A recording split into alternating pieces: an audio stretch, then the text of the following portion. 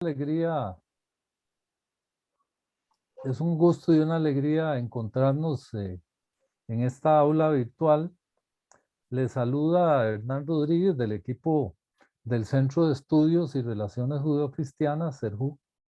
Y también esta noche me acompañan mis compañeras Rocío Cano y Seidy Chávez, que hoy estarán apoyándonos también. Así que las hermanas de Sion, de Nuestra Señora de Sion y el CERJU, nuestro centro, les da la más cordial bienvenida. Es una gran alegría encontrarnos de nuevo por este medio.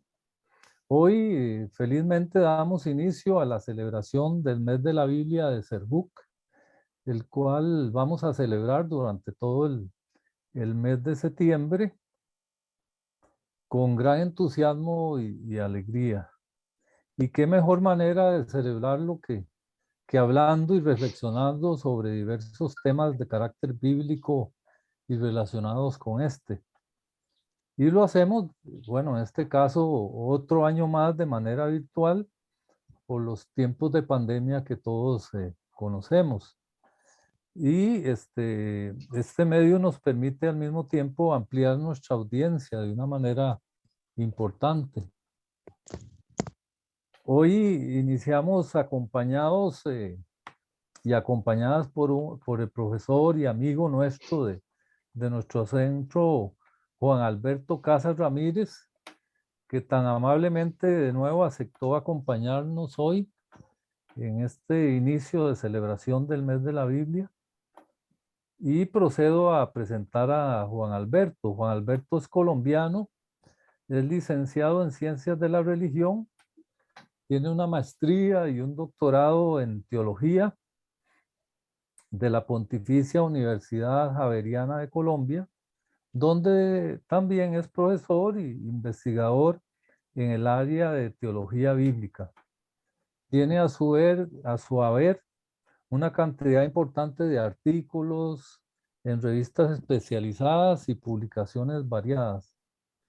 Como es la norma, el profesor Casas presentará hoy su tema titulado El Reino de Dios, mensaje central de Jesús. Lo hará durante 40 o 45 minutos y luego dispondremos de unos 15 minutos o 20 para preguntas y comentarios del auditorio. Desde ya les permitimos, por favor, es muy importante, mantener los micrófonos cerrados para no interrumpir al expositor, y al final también las preguntas podrán hacerse en vivo, levantando la mano en forma virtual a través del sistema o por escrito. Así que de nuevo, bienvenidas y bienvenidos, y nuestro recibimiento y agradecimiento de nuevo al profesor Juan Alberto Casas. Bienvenido, profesor Casas. Adelante. Muchas gracias, Hernán. Buenas noches para todas, para todos. Nuevamente, pues les agradezco esta invitación a acompañarles en esta serie de charlas que inician el día de hoy en torno al mes de la Biblia. De verdad que me siento muy honrado y muy contento de poder estar aquí compartiendo con ustedes. Y quisiera pues invitarles a que reflexionáramos y compartiéramos en torno a un tema que llega a ser central en el Nuevo Testamento y en los Evangelios, como lo es el reino de Dios, el reino de Dios.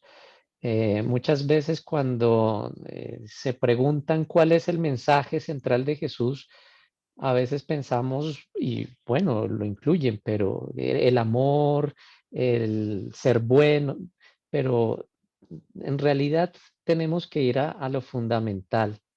Y lo fundamental tiene que ver con esto, con el reino de Dios. Y vamos a ver por qué. Entonces, me permito, les voy a compartir una presentación. En este momento, como voy a dejar de verlos, les pediría el favor a través del audio, me pudieran confirmar si ya se está viendo la diapositiva. Aún no, Juan Alberto, lo vemos a usted, pero la diapositiva, vamos a esperar un momentito, a ver, Todavía no. sí.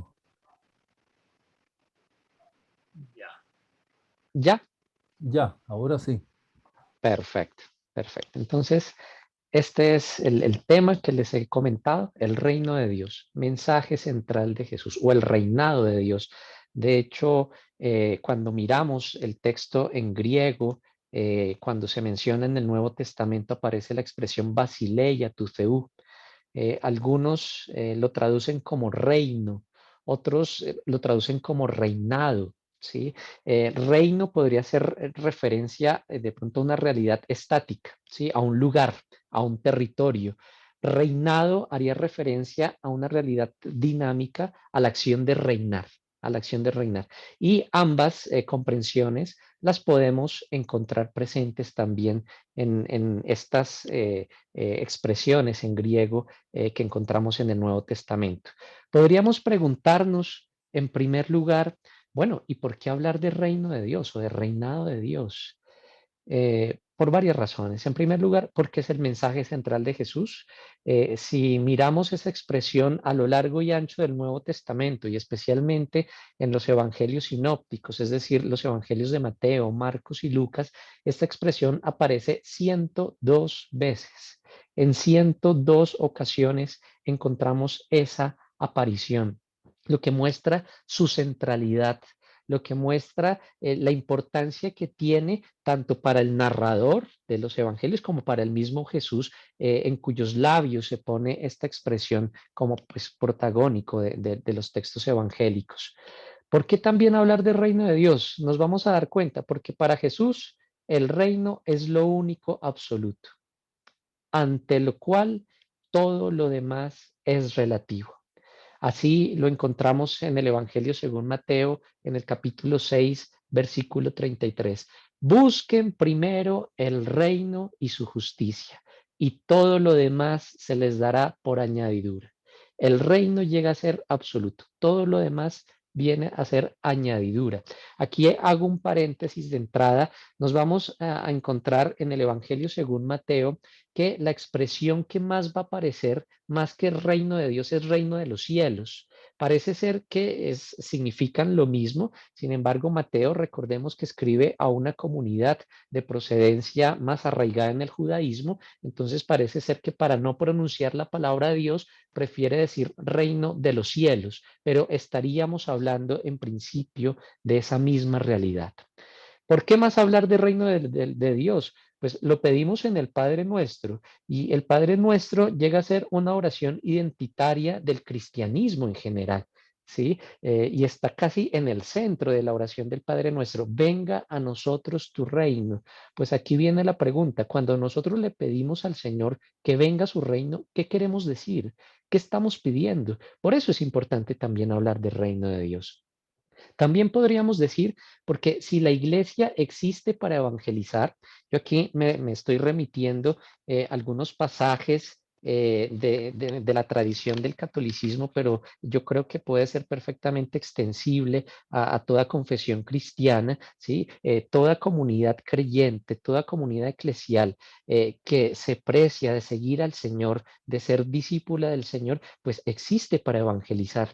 En el caso particular, del Magisterio Católico, dice el numeral 14 de la exhortación apostólica Evangelii Nunciandi del Papa Pablo VI, dice lo siguiente, dice, la Iglesia lo sabe, ella tiene viva conciencia de que las palabras del Salvador, es preciso que anuncie también el reino de Dios en otras ciudades, se aplican con toda verdad a ella misma.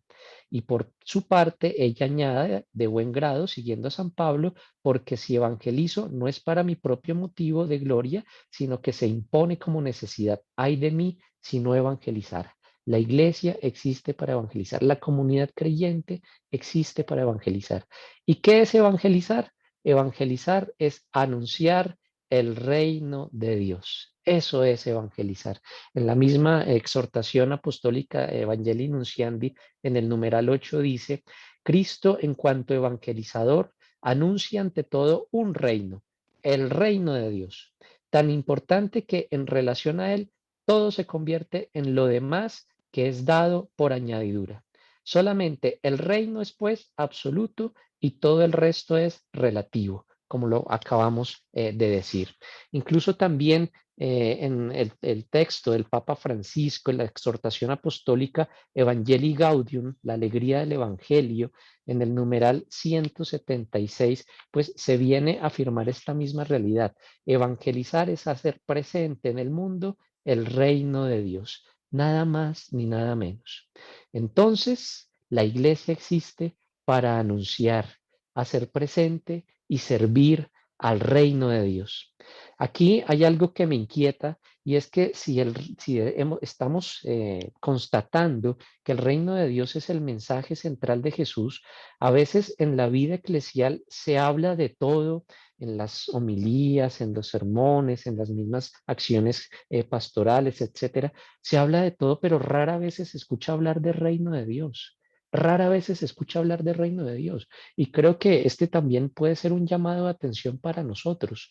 Cómo estamos comprendiendo la acción eclesial si no tenemos en mente esa perspectiva del reino, del reinado de Dios. En últimas, porque aunque la expresión ha perdido sus referentes contextuales, su contenido es siempre actual. Me explico, cuando Jesús anuncia reino de Dios, se le entiende perfectamente, su auditorio lo entiende perfectamente, porque es que Jesús habla de reino, él está anunciando el reino en un contexto donde hay reinos, donde hay reyes, y no solo hay reinos y reyes, hay un imperio y hay un emperador.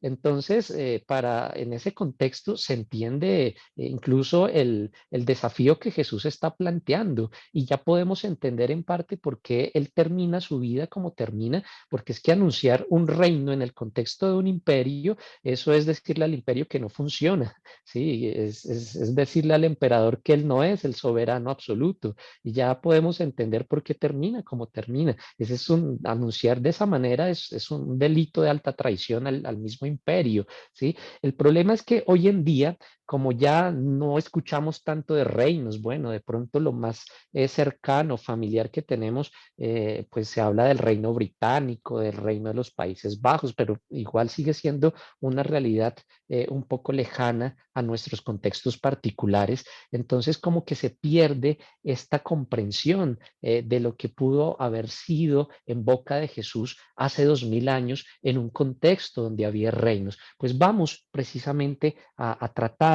de recuperar ese sentido que aparece desde la misma tradición bíblica.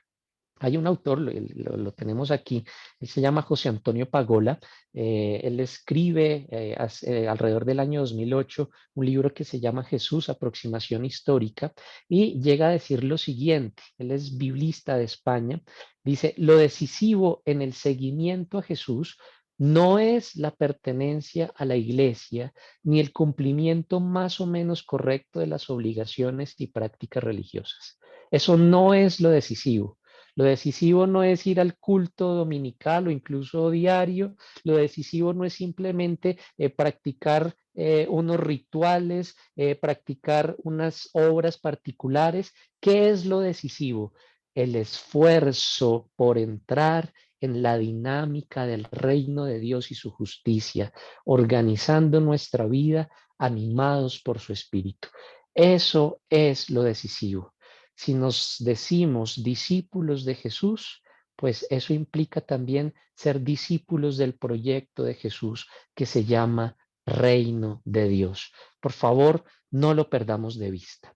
Ahora bien, cuando Jesús anuncia el reino de Dios, pues esa expresión ya de alguna manera viene a ser familiar para quienes lo están escuchando. Porque es que de hecho en la misma tradición del Antiguo Testamento pues encontramos algunas referencias a esa soberanía misma de Dios sobre el pueblo de Israel.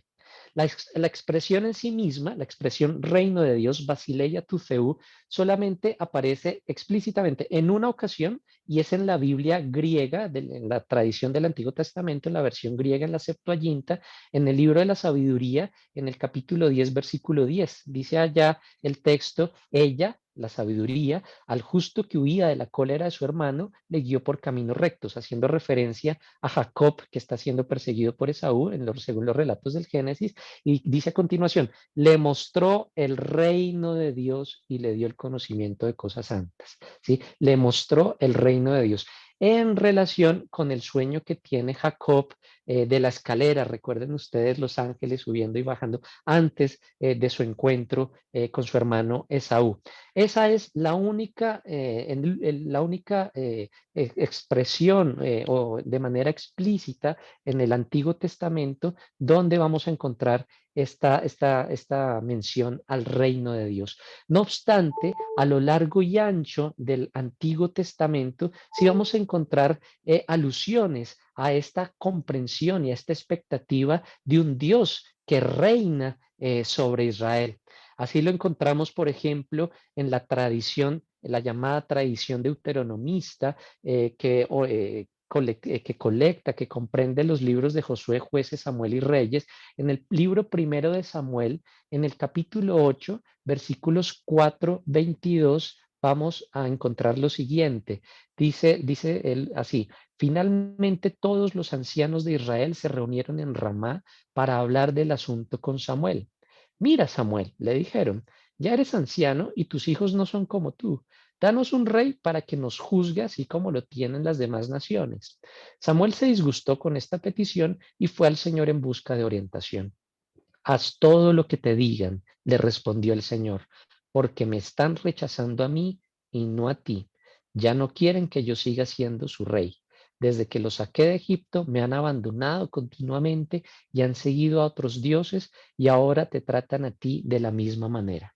¿Qué estamos encontrando aquí en esta cita bíblica? Precisamente estamos en el inicio de la monarquía y hay una postura muy crítica frente a la monarquía misma, teniendo en cuenta que desde esta comprensión el único rey legítimo de Israel es Dios mismo. Es Dios mismo. Por lo tanto, solicitar que se dé un rey diferente es tenido casi como un rechazo a Dios. Aún así, Dios accede y a través de Samuel le concede al pueblo un rey que marcaría el inicio de la época de la monarquía en Israel, según las tradiciones, en este caso deuteronomista, que va hasta el libro segundo de los Reyes. Pero tenemos esa comprensión de entrada.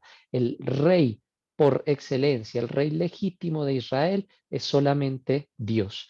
Y así más adelante, especialmente en la tradición del profeta Isaías, pues nos vamos a encontrar ese contraste entre el rey eterno y el rey humano, el rey mortal.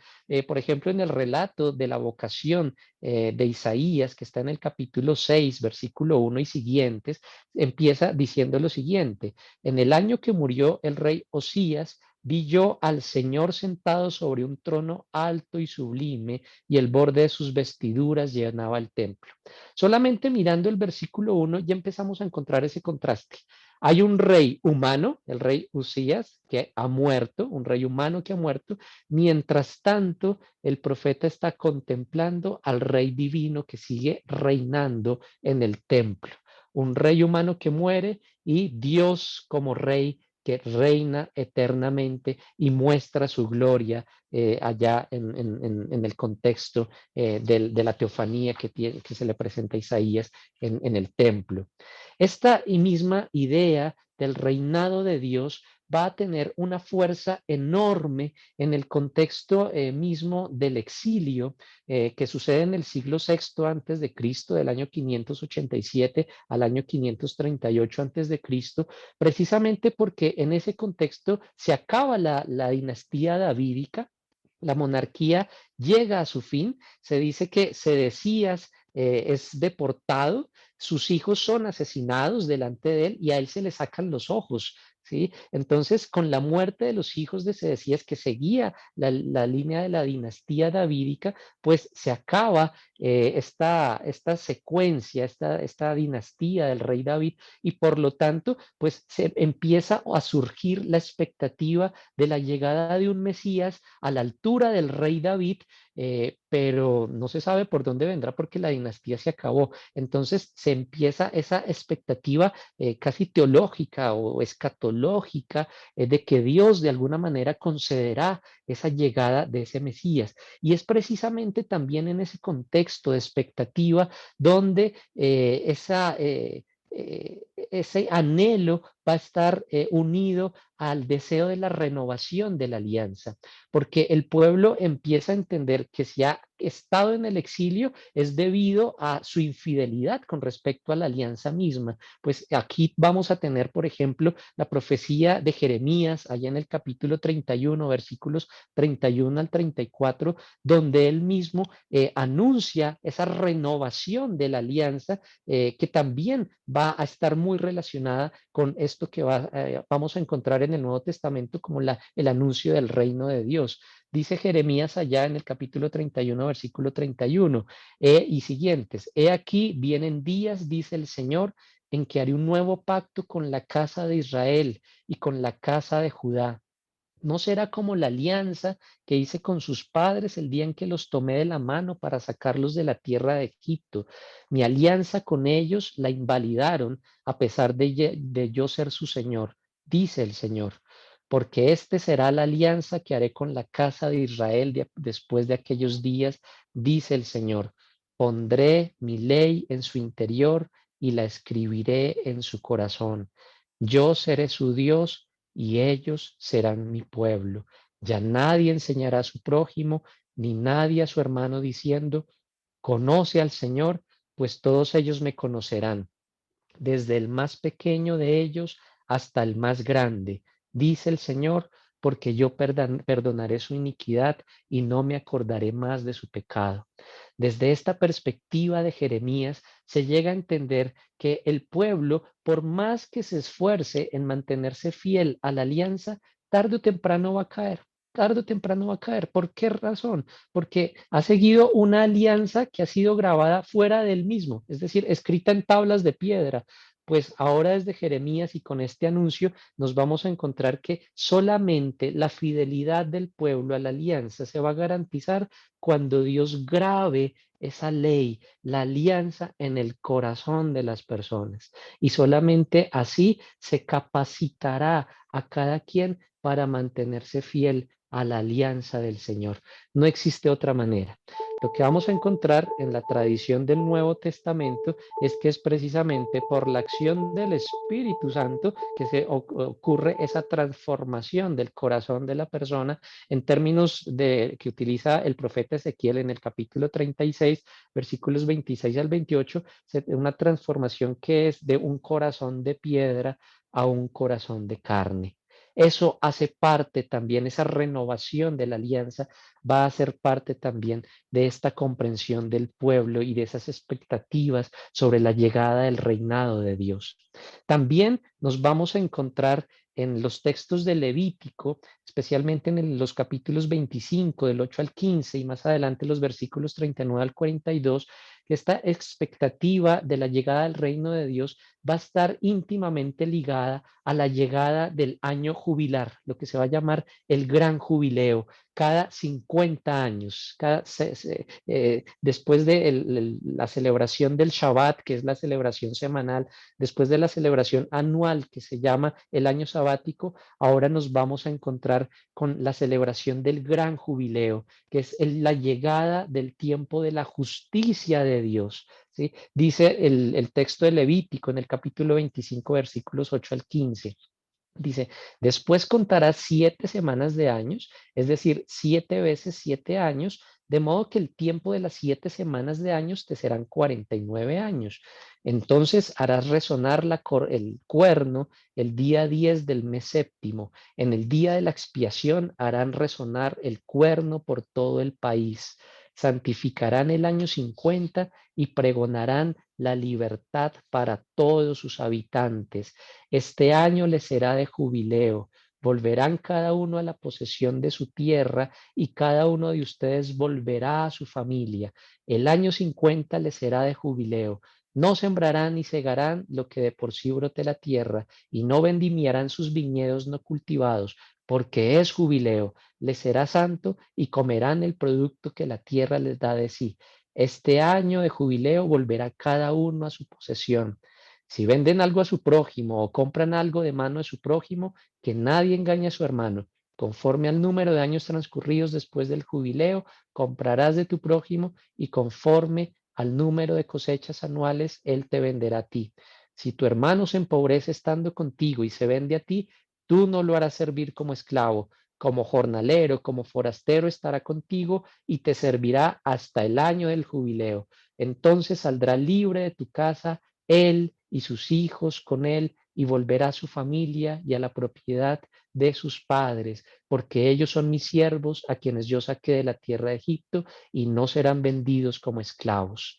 Aquí, que esta idea del año jubilar va a estar íntimamente ligada también a esa llegada de la soberanía de Dios, entendida como el año de la justicia, el año en el que si alguien por alguna ocasión perdió su tierra, incluso por alguna deuda que no pudo pagar y fue embargado, etcétera, tiene que recuperarla. Quien ha sido esclavizado tiene que ser liberado. Es el año de la justicia, la llegada de la liberación. Miren ustedes que Jesús va a retomar esa expectativa de la llegada del año jubilar, la llegada del gran jubileo, allá en el Evangelio según Lucas, en el capítulo 4, en el contexto de la visita a la sinagoga de Nazaret, cuando se dice que él tomando el rollo del profeta Isaías, lee precisamente el capítulo 61 de Isaías en los versículos 1 al 3. Dice el texto desde Isaías lo siguiente: el Espíritu del Señor Dios está sobre mí porque me ha ungido el Señor, me ha enviado para anunciar buenas nuevas a los pobres, para vendar a los quebrantados de corazón, para proclamar la libertad a los cautivos y a los prisioneros, la apertura de la cárcel, para proclamar el año de gracia del Señor. Eso es lo que Jesús empieza a anunciar y este llega a ser como el texto programático de su misión desde la perspectiva del Evangelio según Lucas, donde va a marcar precisamente el modo de comprenderse esto que es el reino o el reinado de Dios. Juan Cuando en Esteban, la... ¿Perdón? este, no sé, pareciera como que la presentación se quedó pegada y si querés la revisas. No, no la he movido. Ah, qué No, extraño. por el momento no, ahí solamente, sí, Ah, bueno, entonces todavía no la he está movido. bien. Es que Sí. alguna gente hizo el comentario, pero adelante, está oyéndose muy bien y en general bien. Ah, perfecto. Sí, en Gracias. realidad ahí está quietica, no la he movido. Sí, les estoy compartiendo solamente desde el audio. De acuerdo, Todo esto muchas hace gracias. parte del trasfondo del Antiguo Testamento. Cuando nos ubiquemos ya en la época del retorno, lo que se va a llamar la época del Segundo Templo,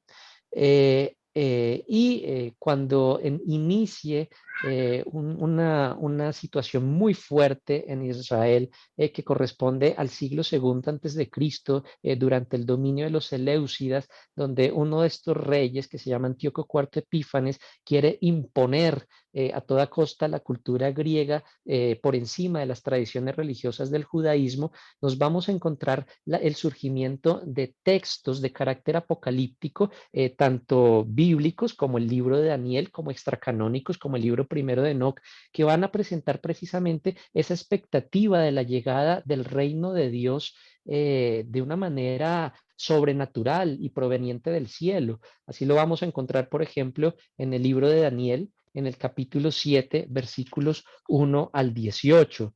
Dice así: en el primer año de Baltasar, rey de Babilonia, Daniel tuvo un sueño y visiones de su cabeza en su cama y enseguida escribió el sueño.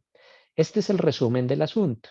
Daniel habló y dijo: estaba mirando en mi visión de noche y he aquí que de los cuatro vientos del cielo agitaban el mar y cuatro grandes bestias diferentes, la una de la otra, subían del mar.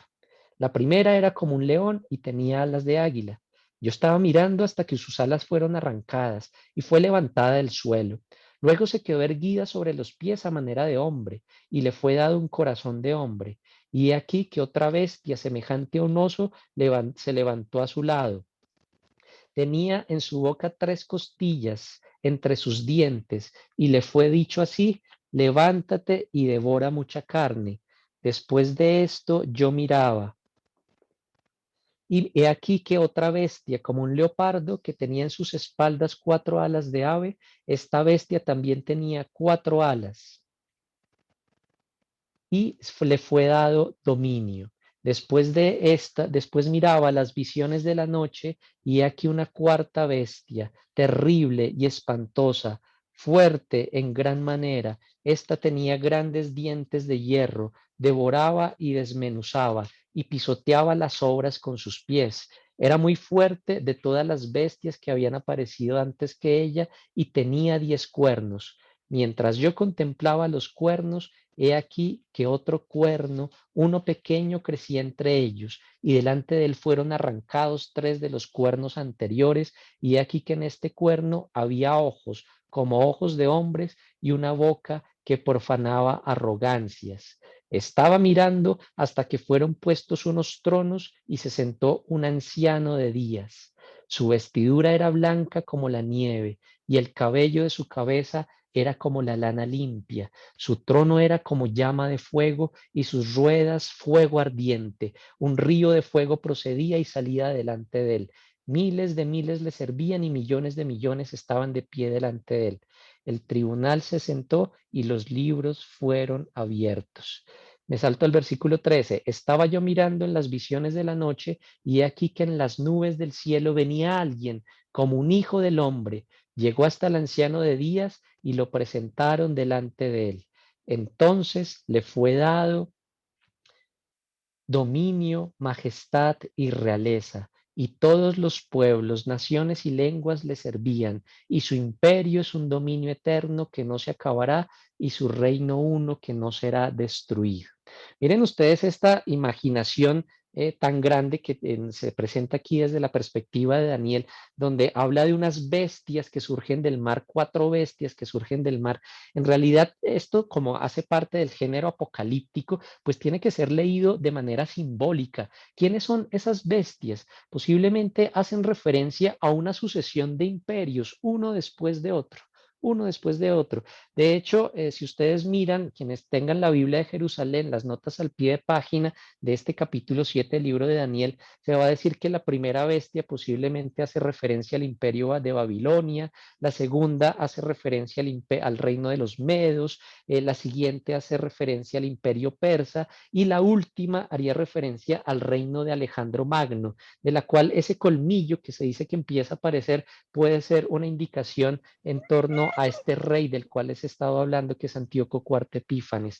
En contraposición a esas 4 bestias que surgen del mar, y recordemos que según las tradiciones apocalípticas de Israel, el mar hace referencia al caos y a la muerte misma. Pues estos imperios que surgen del mar son de carácter bestial, ¿sí? Son de carácter animalesco, y uno termina devorando a otro, son finitos, son mortales, se acaban. En contraste con esa realidad, nos encontramos ahora con un personaje, dice, que viene entre las nubes del cielo, un hijo de hombre que viene entre las nubes del cielo, y al que le es dado el reino, le es dado el poder, y su reino dice que es eterno.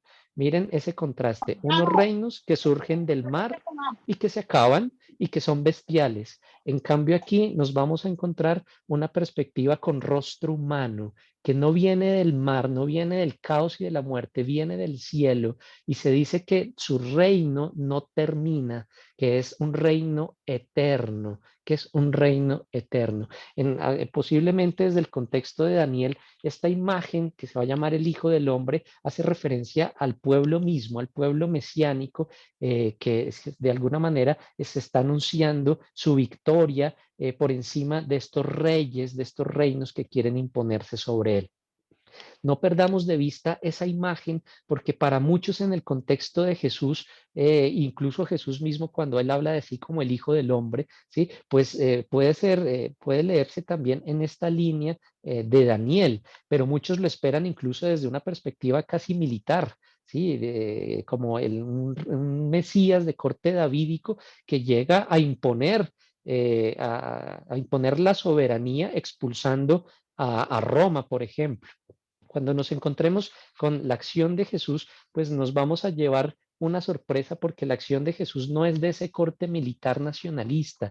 Sí tiene implicaciones políticas, por supuesto, pero no tiene ese carácter de imposición nacionalista. Él no llega con espada, llega con algo más. Por eso nos vamos a dar cuenta que cuando Juan el Bautista anuncia la llegada del Mesías, la anuncia en la perspectiva de un reino casi apocalíptico, en el sentido de que llega Dios de una vez a hacer justicia, y el que no se ha convertido, pues llegó el modo de ponerse ante la ira de Dios mismo. Cuando Jesús empieza su obrar a través de la práctica de la misericordia, de la curación, de la liberación, como que Juan el Bautista se pregunta, bueno, ¿y este sí sería?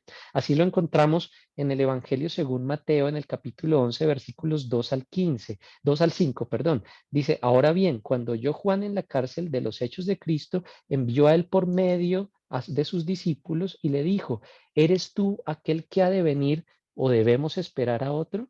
Pues mira, estamos encontrando, Juan tenía una expectativa de reino un poco diferente, ¿sí? Y por eso envía esa pregunta a Jesús. Y miremos la respuesta de Jesús. Jesús les dijo, vayan y hagan saber a Juan las cosas que oyen y ven.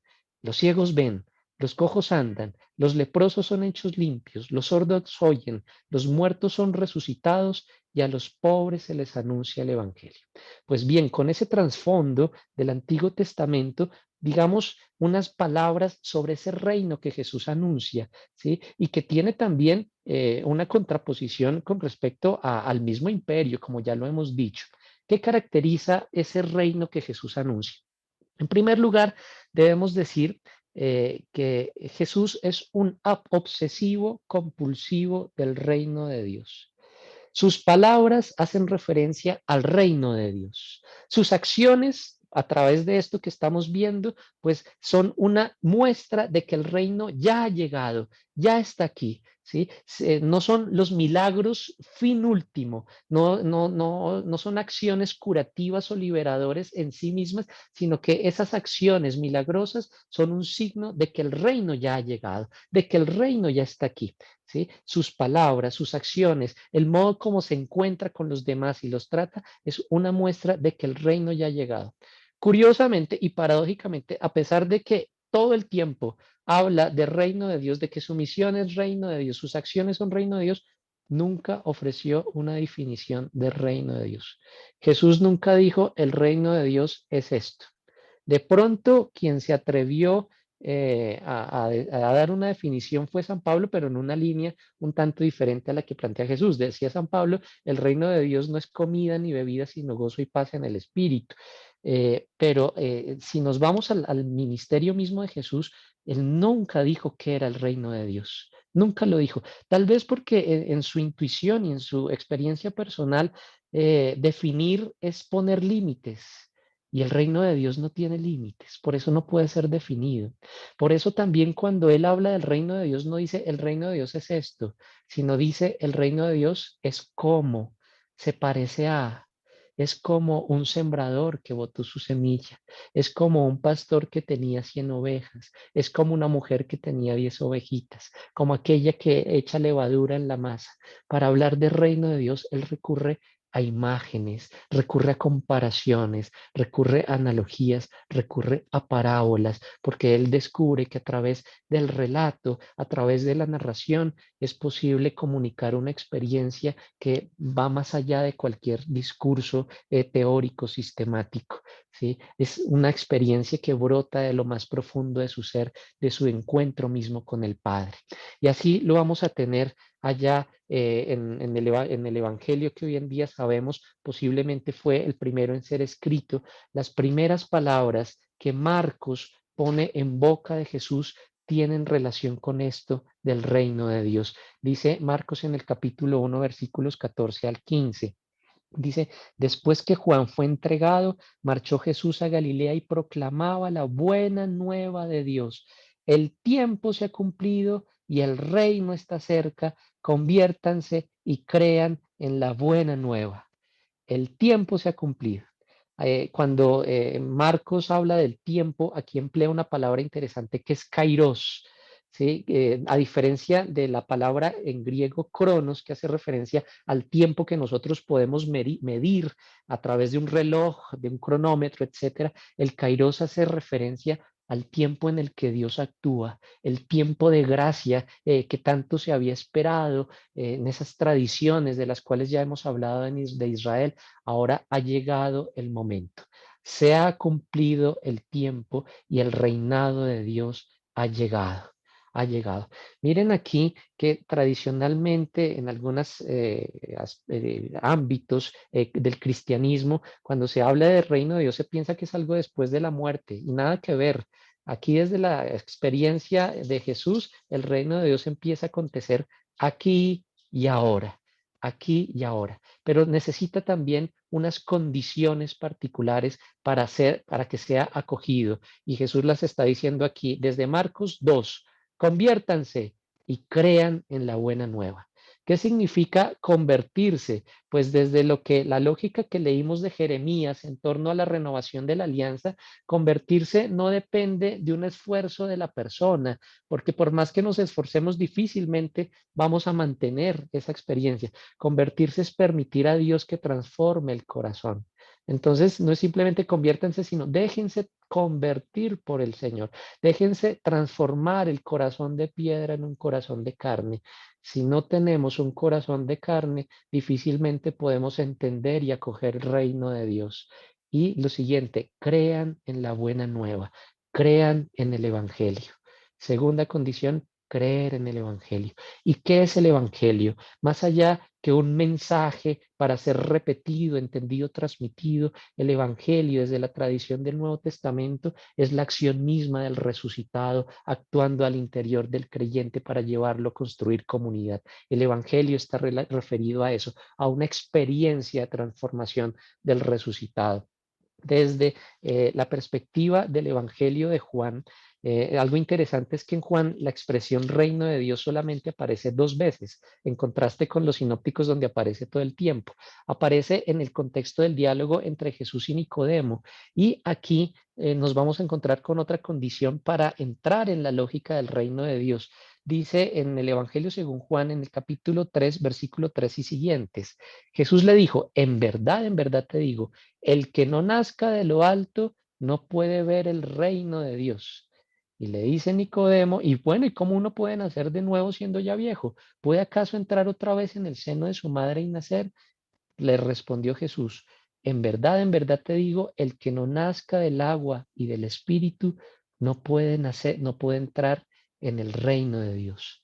Nacer del agua, nacer del espíritu, haciendo referencia a una transformación y renovación de la humanidad, de la persona misma, ¿sí? Nacer del agua, nacer del espíritu, nacer, ser engendrado nuevamente por el Padre para entrar en la lógica del reino. Hay unas acciones inaugurales a través de las cuales Jesús va a mostrar en qué consiste ese reino. Lo primero que va a hacer, según el relato, si volvemos a Marcos, si volvemos al relato de Marcos, lo que Jesús va a hacer en primer lugar, a continuación de su anuncio del reino de Dios, es convocar, conformar una comunidad. Y por eso empieza a llamar a sus seguidores, a Simón y a su hermano Andrés, a Santiago y su hermano Juan. ¿Por qué razón? Porque es que no puede haber experiencia de reino de manera solitaria, de manera individual. El reino se vive, sí y solo sí, de manera comunitaria. La comunidad es una expresión evidente del reino de Dios. Si no hay comunidad, difícilmente puede haber una realidad del reino de Dios. Vamos a encontrar también dentro de esas acciones mostrativas de la llegada del reino de Dios, esa liberación de la opresión del mal referida precisamente a los exorcismos de Jesús. ¿sí? En tiempos de Jesús, precisamente debido a esa opresión que está generando el imperio, se está llegando a pensar que el mundo está en manos del príncipe de los demonios, está en manos de Satanás, y lo que va a hacer Jesús con su práctica exorcista es mostrar que ha llegado el más fuerte.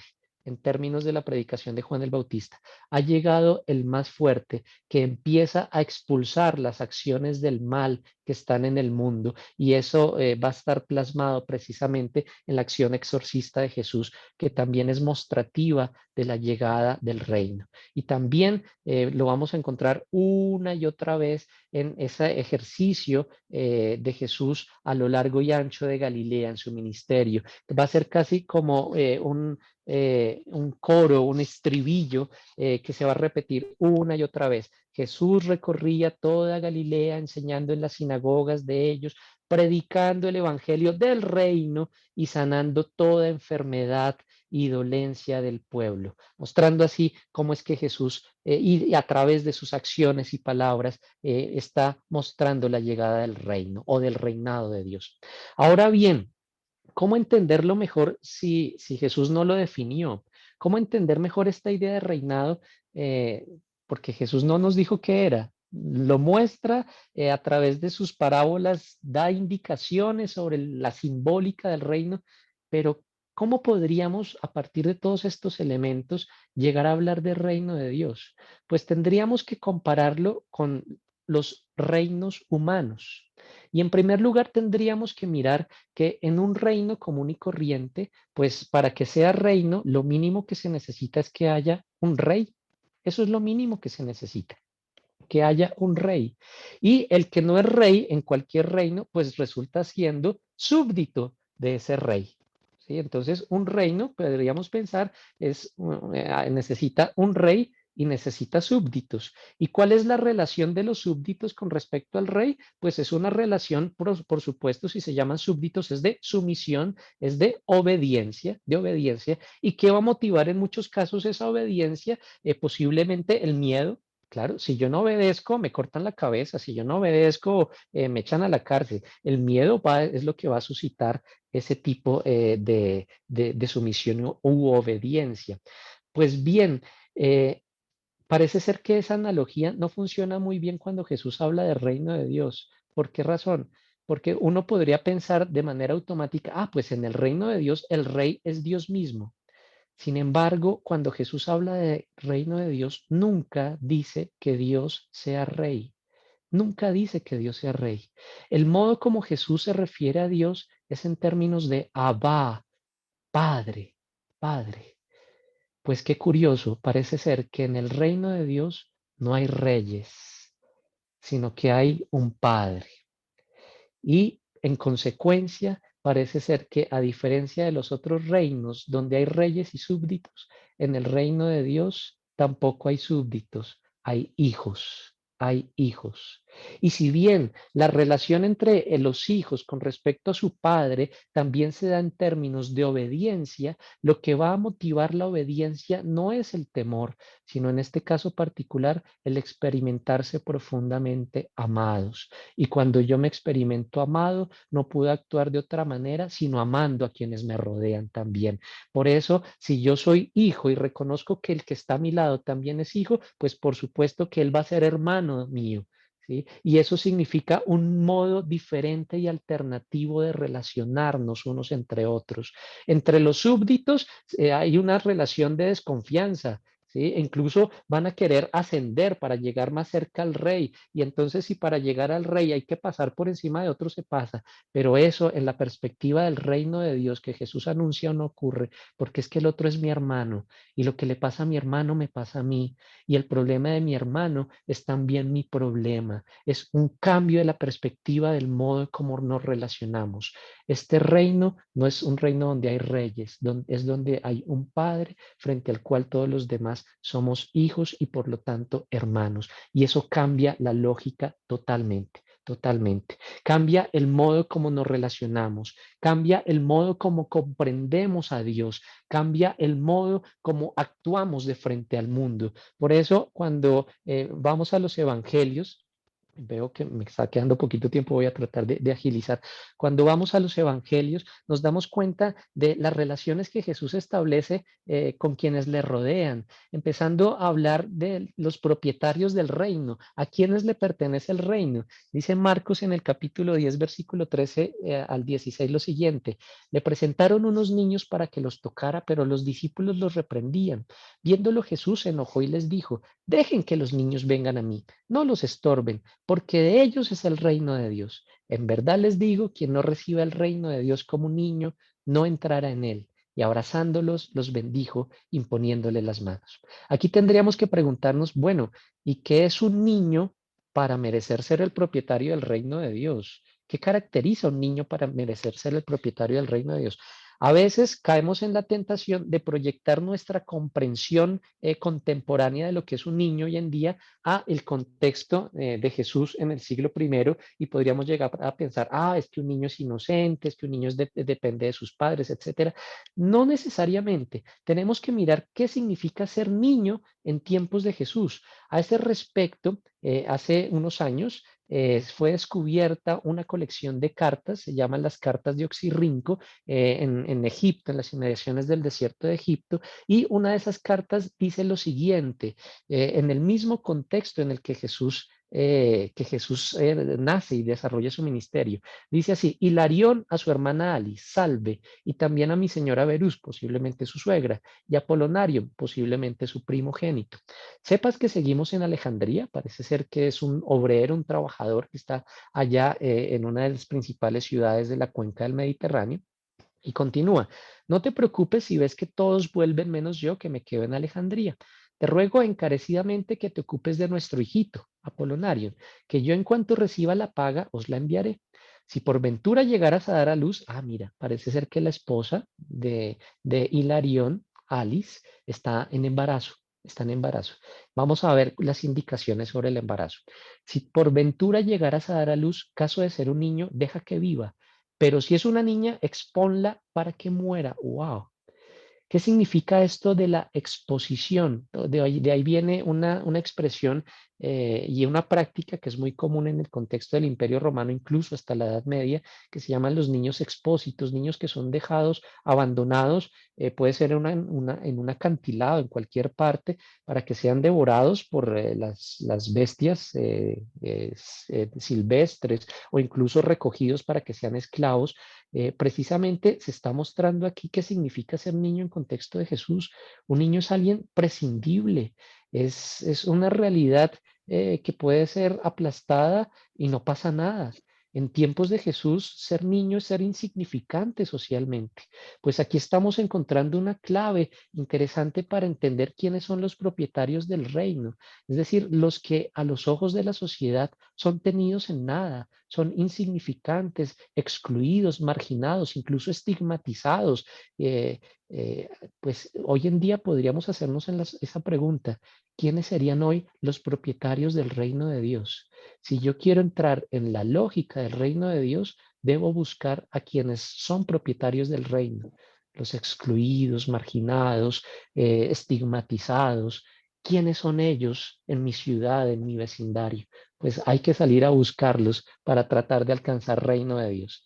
Y finaliza la carta, ustedes pueden ver el final: le has dicho a Frosías que no me olvide, cómo iba a olvidarte, por tanto te recomiendo. Pero mira, aquí estamos encontrando qué significa entrar en propiedad del reino. Es decir, ir y volcarse en atención solidaria y misericordiosa a aquellos que son tenidos como nada ante la sociedad. Cuando Jesús habla del reino de Dios, también recurre a la imagen del banquete. Miremos algunas expresiones que encontramos en los evangelios. Dice Marcos en el capítulo 2, versículo 18 al 20: los discípulos de Juan y los fariseos ayunaban. Vienen pues y le dicen: ¿por qué ayunando los discípulos de Juan y los fariseos, tus discípulos no ayunan? Y Jesús les dijo: ¿acaso pueden los compañeros del esposo ayunar mientras está con ellos el esposo? Mientras tienen con ellos el esposo, no pueden ayunar. Pero días vendrán en que les arrebatarán el esposo, entonces ayunarán. Miren que algo interesante que encontramos en los relatos sobre Jesús es que fuera de esta referencia a las tentaciones en el desierto, donde se dice que él ayunó 40 días, En ninguna otra ocasión se dice que Jesús ayunaba. Parece ser que Jesús era todo lo contrario, saltaba de mesa en mesa, se la pasaba comiendo todo el tiempo, pero lo importante aquí no era simplemente la comida, lo importante es aquí la simbólica que está detrás del comer juntos. ¿Por qué razón? Porque uno, por lo general, y eso hace parte de la antropología cultural, uno no come con todo el mundo, uno no come con cualquiera, uno come con aquellos que son más afines, más familiares desde el punto de vista de las comprensiones, de las ideas, de la forma de pensar y de actuar, ¿sí? Uno podríamos tener ese dicho, dime con quién comes y te diré quién eres. Las comidas de alguna manera reflejan la estructura de la sociedad, incluso las discriminaciones que hay en la sociedad. Por lo que acabo de decir, porque por lo general no se come con todo el mundo, pues resulta que Jesús viene a romper con esa regla y Jesús sí come con todo el mundo. Y por eso mismo viene a ser criticado, ¿sí? Miren este relato que aparece en Mateo y también en Lucas. Dice, porque vino Juan que no comía ni bebía y dicen, está poseído del demonio. Vino el Hijo del Hombre comiendo y bebiendo y dicen, es un comilón y bebedor de vino, amigo de publicanos y pecadores. Parece ser que aquí se está recogiendo una crítica que históricamente se llegó a hacer sobre Jesús. Un comilón y un bebedor de vino, amigo de publicanos y pecadores. Jesús, a través de su acción misma, viene a mostrar que el reino de Dios rompe cualquier tipo de discriminación y se presenta como un banquete donde todos y todas son invitados. Todos son invitados. Aquí es la clave, la fiesta, la clave es la alegría y el compartir de mesa de todos. En una sociedad donde solo unos comen, incluso comen más de la cuenta y otros se quedan sin nada, Jesús viene a mostrar que el alimento es para todos y que la vida de Dios es para todos. Y eso lo vamos a encontrar también, por ejemplo, en los relatos de multiplicación de panes y peces, ¿sí? Unos productos que quieren ser acaparados para un líder político, como puede ser Herodes Antipas, acaparando el pan que es fruto del trigo que se cultiva en las inmediaciones de Séforis, o los peces que se pescan en las inmediaciones de Tiberiades, que Antipas quiere acapararlo para el Imperio Romano. Lo que va a hacer Jesús es distribuir panes y peces para todos en función del reino de Dios. Es una lógica totalmente diferente. Así lo vamos a encontrar en otras, incluso parábolas de Jesús sobre los invitados a las bodas, al banquete, etcétera. Por tiempo no alcanzo a leerlas, pero miremos la parte final, cuando ya algunos se excusan por llegar al banquete y dice al final, salieron a los caminos los siervos y reunieron a cuantos encontraron, malos y buenos, y la sala de bodas quedó llena de convidados. Mira que todos son invitados. A veces queremos como moralizar, es que solamente los buenos. No, no, no, no. Todos son invitados. ¿Y por qué razón? Aquí viene una perspectiva central. Es un reino donde los que son considerados los últimos, los mendigos, son dichosos. Una expresión que vamos a encontrar repetida en varias ocasiones, incluso como bienaventuranza, tiene que ver con estos.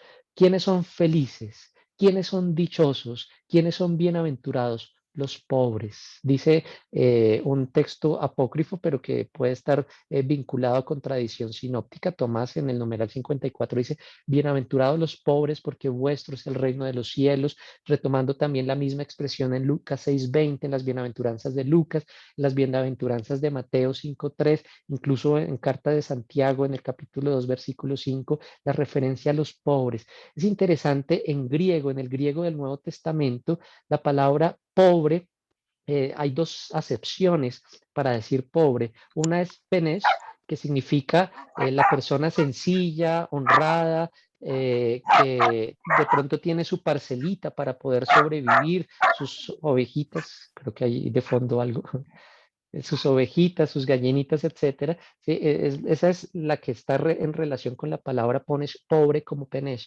pero la que encontramos en los evangelios no es esa. Nos vamos a encontrar con la palabra ptohoi en griego. Y ptohoi literalmente traduce miserable, el que no tiene absolutamente nada, nada para vivir ni para sobrevivir. Ese es del que Jesús dice, dichosos los pobres, felices los pobres. ¿Y felices por qué? Lastimosamente a veces queremos como romantizar la pobreza y llegamos a pensar, ay, es que los pobres son felices porque es que los pobres son más solidarios, los pobres son más generosos, los pobres son muy buenas personas. No, no es por eso, esa no es la razón.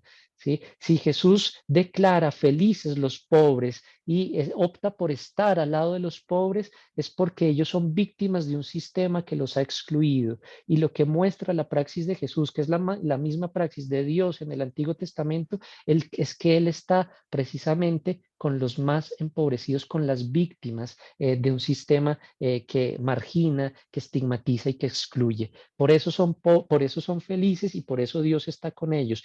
No para mantenerse en la pobreza, sino precisamente porque les anuncia que van a dejar de ser pobres. ¿Sí? Les anuncia la llegada de la justicia de Dios que no permite que nadie pueda morir de hambre. Por eso, si yo le apuesto a la lógica del reino de Dios, tengo que volcarme en atención solidaria y misericordiosa a aquellos que son declarados dichosos por parte de Jesús mismo. Y en una sociedad como es la que tenemos aquí en la tradición del antiguo, de la tradición bíblica, que llega incluso a considerar que Dios bendice a unos por encima de otros a través de una perspectiva de justicia retributiva, en la cual se creía que había unos signos a través de los cuales se manifestaría la bendición de Dios en quienes le son fieles, por ejemplo, en la tierra, en la descendencia y en la larga vida, como lo expresa Deuteronomio 11:19, pues se creía que quienes tienen esas dádivas son considerados bendecidos por Dios. Pero en contraste, la situación de los marginados, de los excluidos, de los miserables e inservibles era explicable porque habrían abandonado a Dios o habrían sido abandonados por Él.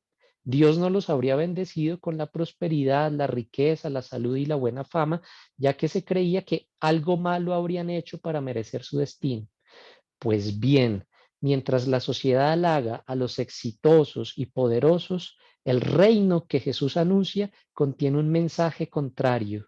Va a decir, dichosos los pobres, los que tienen hambre, los que lloran, los que son aborrecidos. Ellos son los preferidos de Dios. Él no los ha abandonado y tampoco ha causado su sufrimiento. Él está con ellos y sufre con ellos. Insisto, y si está con ellos no es porque sean más buenos o justos o fieles que los ricos o exitosos, es por su condición de vulnerabilidad, por ser las víctimas de una estructura social injusta que los excluye, los degrada y los olvida.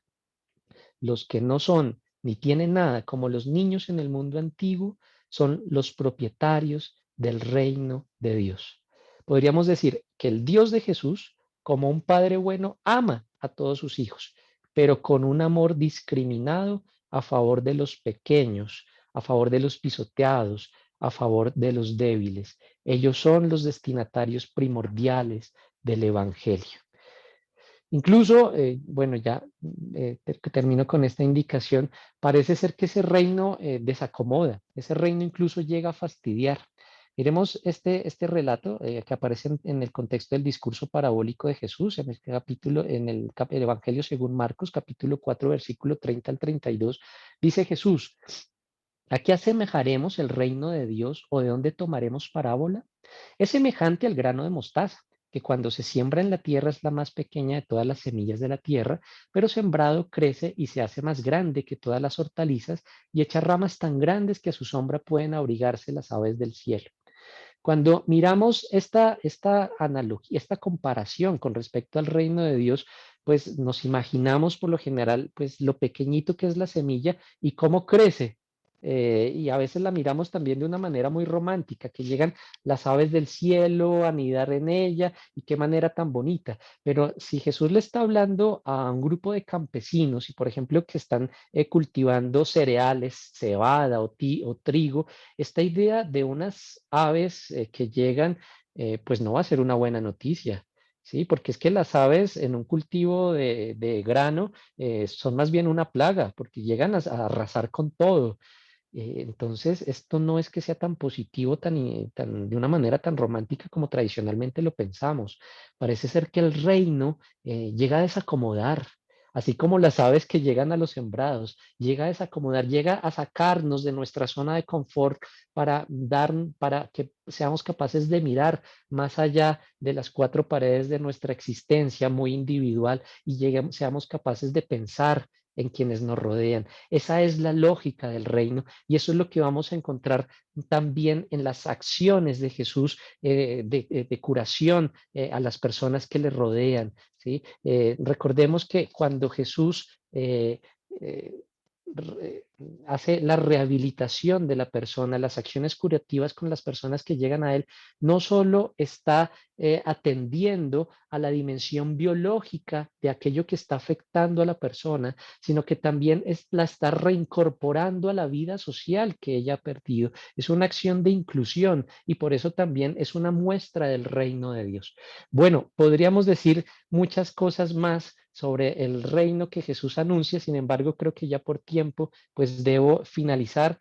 Les quiero agradecer su escucha, su atención, su amabilidad en estar aquí. En este momento, pues quisiera escucharles sus resonancias, sus comentarios o preguntas. Mil gracias por su escucha. Muchas gracias a usted, Juan Alberto. Excelente compartir, excelente exposición. Quisiéramos abrir un ratito, por lo menos unos 15 minutos para oír sus consultas, sus comentarios o inquietudes. Como decíamos al inicio, pueden hacerlo levantando la mano, utilizando el sistema o planteando por escrito sus inquietudes y sus preguntas.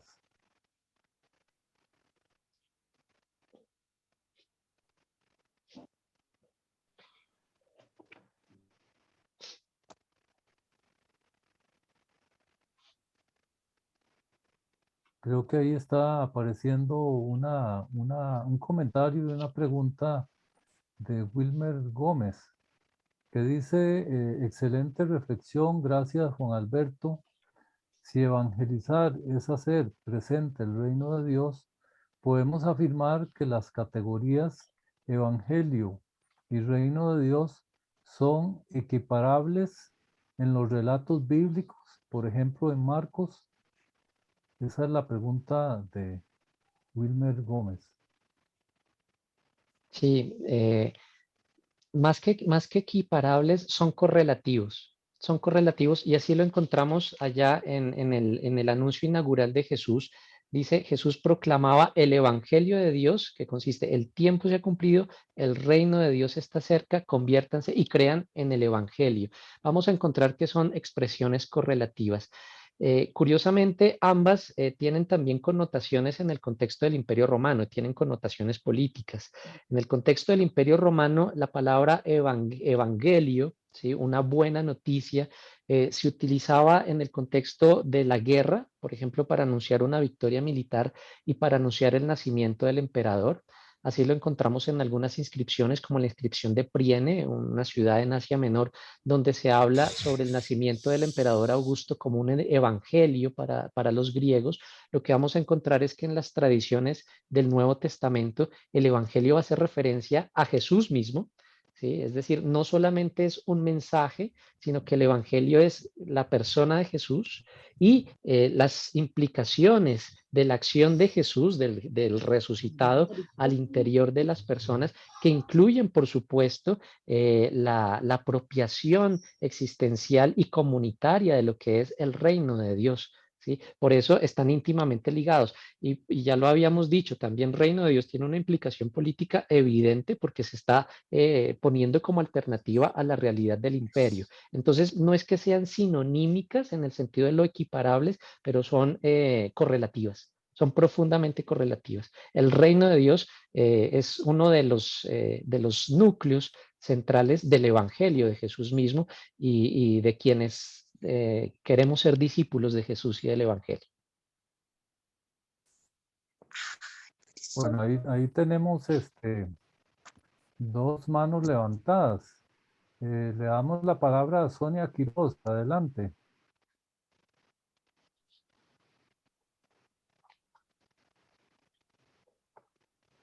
¿Nos escucha, Sonia?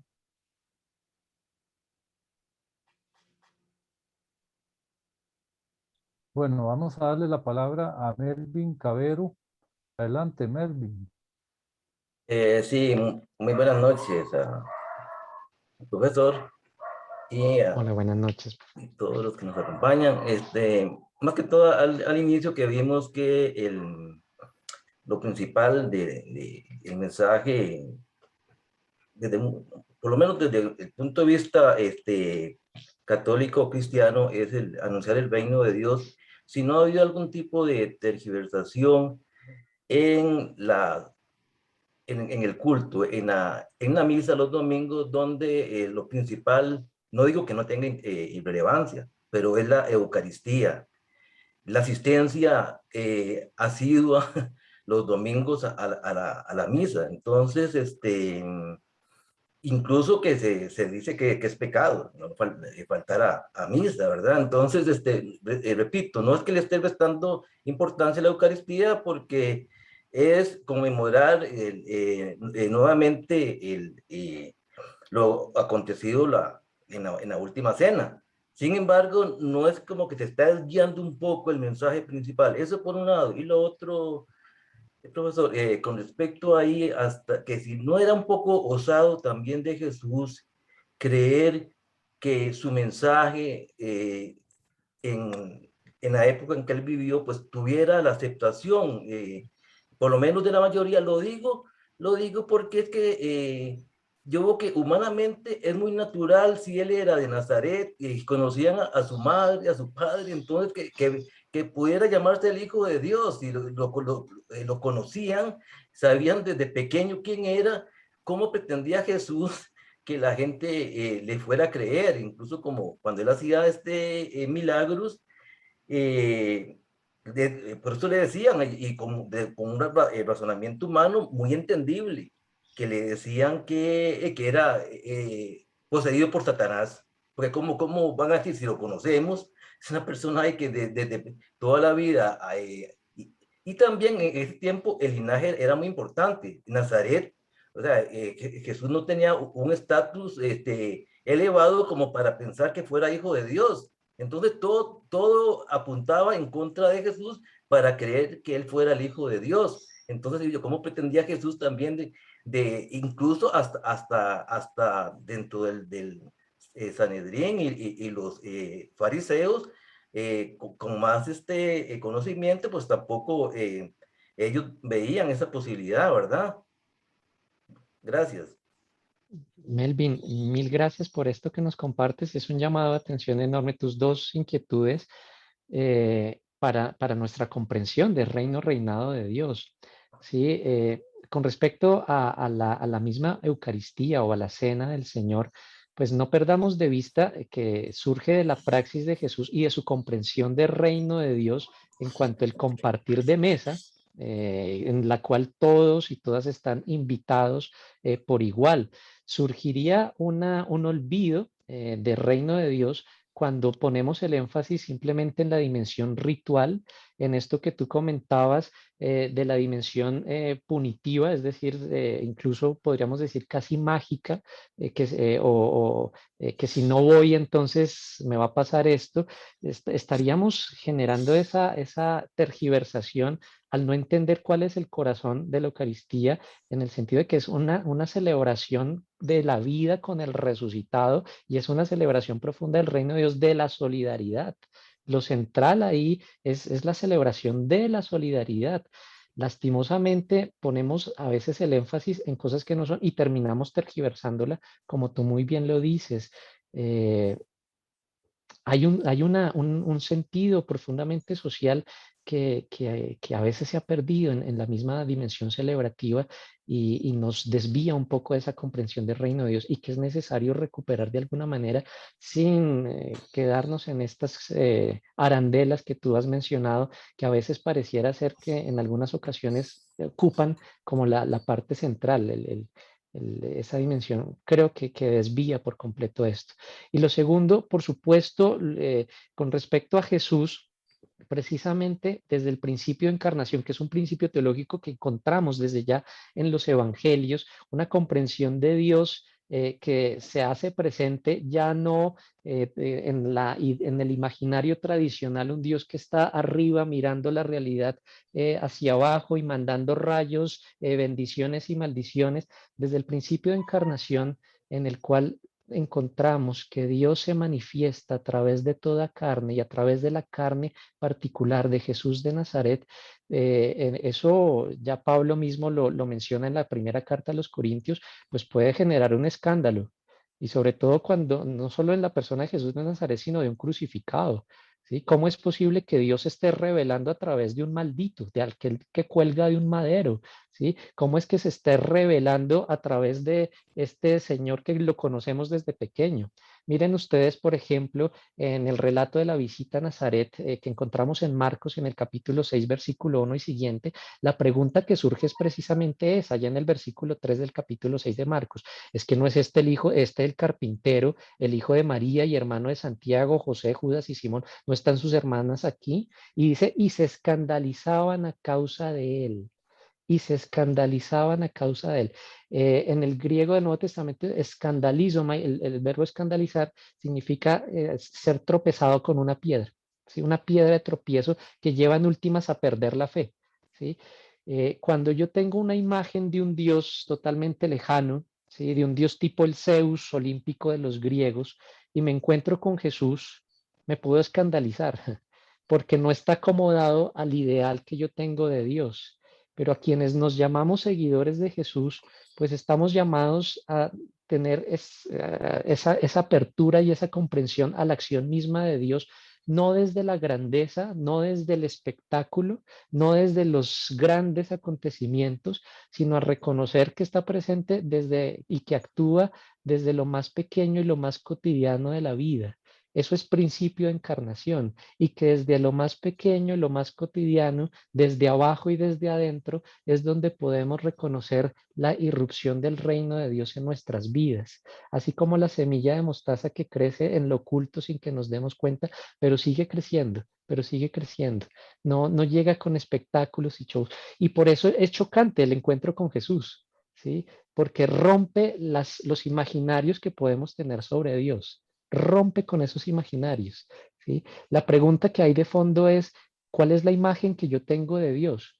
Porque dependiendo de la imagen que yo tenga de Dios, se va a desprender también el modo como yo me relacione con los demás en la comunidad, el modo como yo actúe frente a los demás y cómo comparta la experiencia de Dios con otros, ¿sí?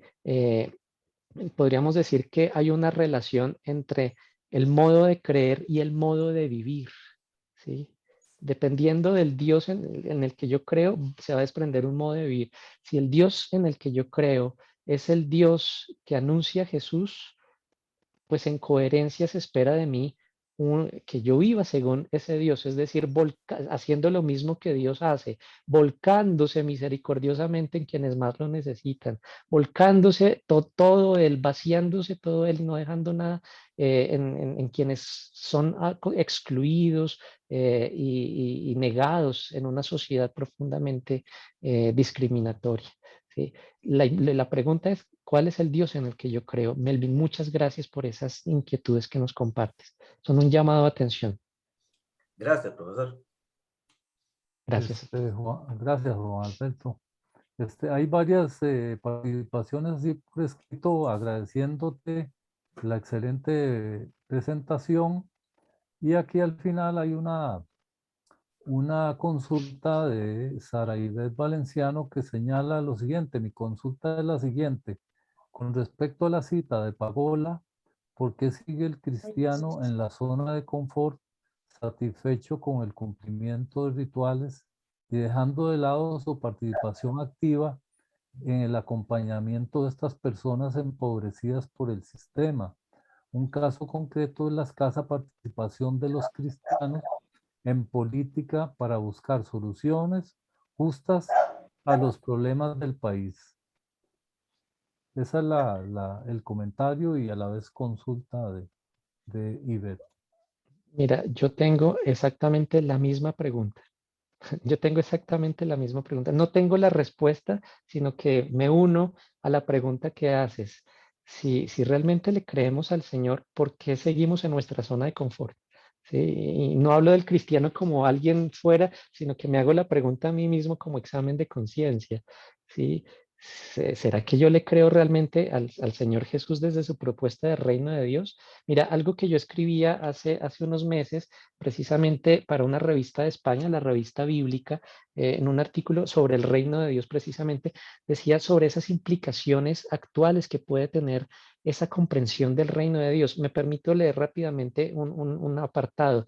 Dice, ponerse al servicio del reino de Dios implica oponerse a los criterios del imperio, de los que ponen la ley o el mercado o cualquier otra cosa por encima de la dignidad humana.